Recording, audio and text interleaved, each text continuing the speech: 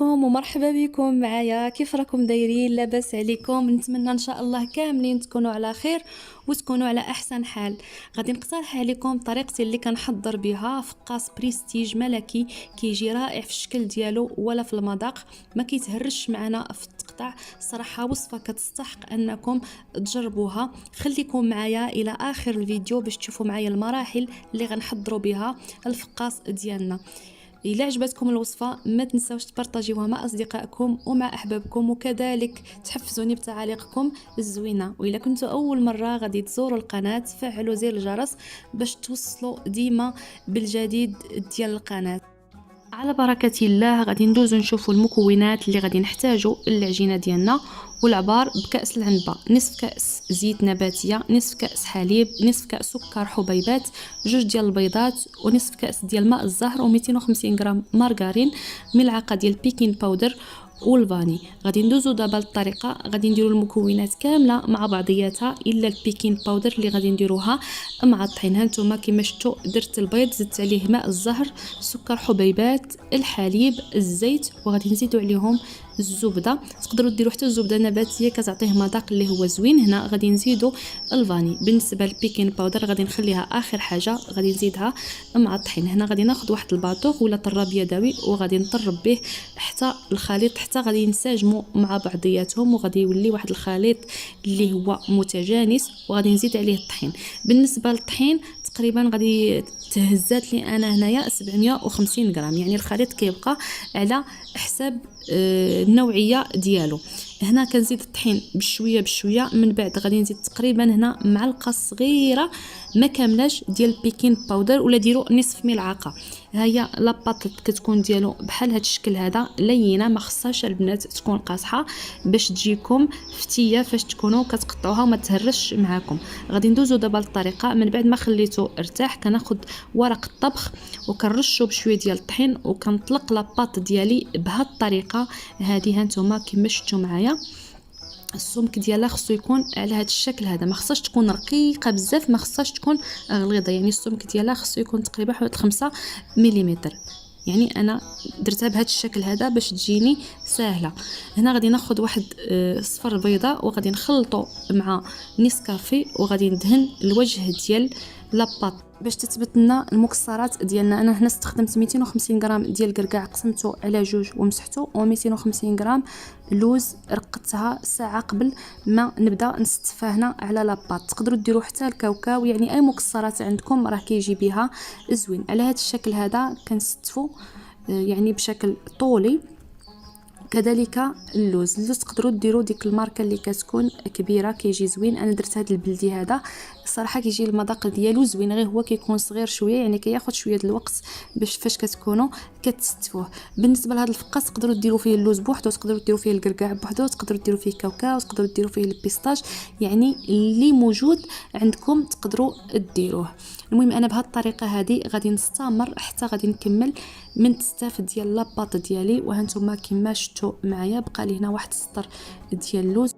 نكمل تستاف ديال اللوز كما شفتوا، وغادي نثبت بالايادي ديالي المكسرات وغادي ندهنهم بالخليط ديال صفار البيض ونسكافي بهذا الشكل هذا باش نثبتوا عليهم العجينه فاش نكونوا كنلويو.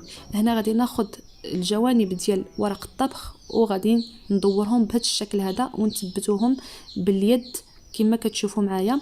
راه الفيديو شارح راسو، وضروري البنات من ورق الطبخ لحقاش هو اللي كيعاوننا بزاف في هذه العمليه هذه، خصوصا ان العجينه كتكون لينه راه فيها الزبده.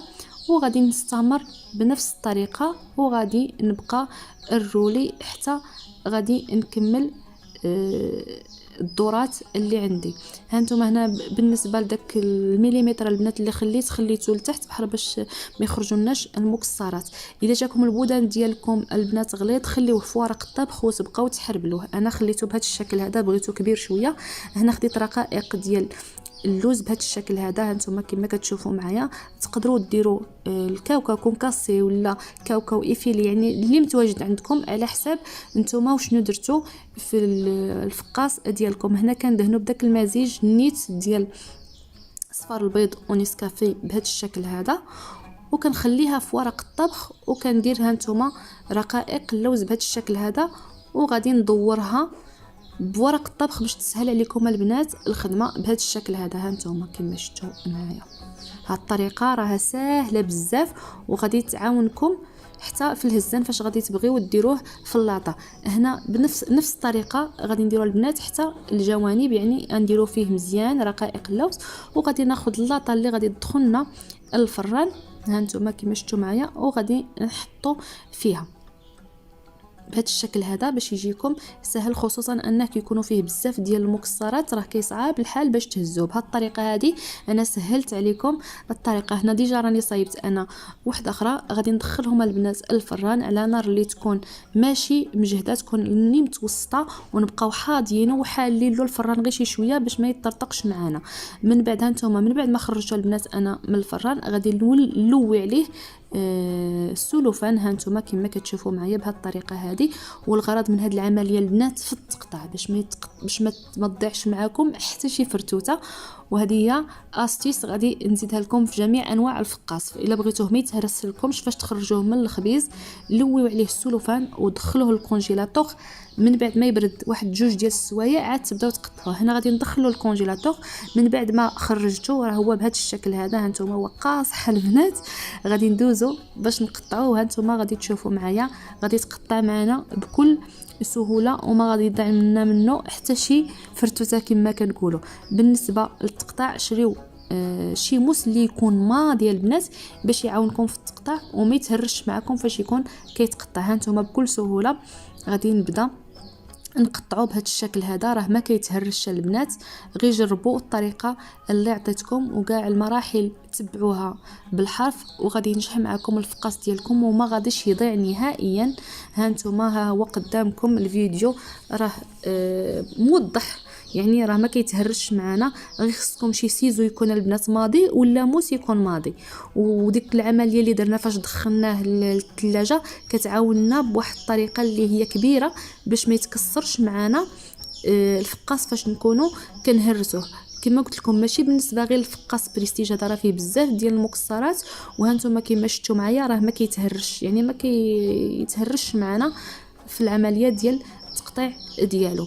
غادي نستمر البنات حتى غادي نسالي العمليه ديال التقطاع وغادي ندوز بحرا باش نديرو في اللاطه اللي غادي ندخلها للفرن. بالنسبه للعمليه ديال الطهي جميع انواع الفقاس فاش كندخلوه للفران ما كندخلوهش البنات سخون، يعني كيكون بارد. كنحلو الباب ديال البوطه واحد شويه، الا كان الفران ديال الغاز كتحلوه واحد شويه وكتخليوه يطيب. هاد العمليه هذه ما كتخليش الفقاس يتفرقع واخا تكون فيها البنات بزاف ديال الخميره. هنا غادي ندوز البنات كما شفتوا غادي ندخلو الفران باش نحمرو. بالنسبه للطريقه ديال الخبيز انا قلتها لكم، والطريقه ديال التحمر راه كلكم عارفين الطريقه، يعني كتخليو البوطه تكون متوسطه وكتبقاو حاضينو وكتبقاو تقلبوه كل مره حتى كتحصلوا على اللون اللي بغيتو. هانتوما كما شفتوا ها هو الفقاس ديالي كنستفو في اللاطه. الشكل ديالو كيكون قبل ما يطيب هكا. من بعد ما ساليت له التستاف هذا هو الشكل ديالو. دابا غادي نحمرو في الفران وغادي نرجع معكم باش نوريكم الشكل النهائي ديالو. هذا هو الشكل النهائي ديال الفقاس ديالي، كيجي رائع لا في الشكل ولا في المذاق. كنتمنى الحلوه ديال الفقاس اللي اقترحت عليكم اليوم تكون نالت اعجابكم. والى عجبتكم كما كنقول لكم ديما ما تنساونيش من الدعم ديالكم الفيديوهاتي باش نستمر في المزيد من الوصفات. وغادي نقول لكم بسلامه عليكم والى فيديو قادم بحول الله.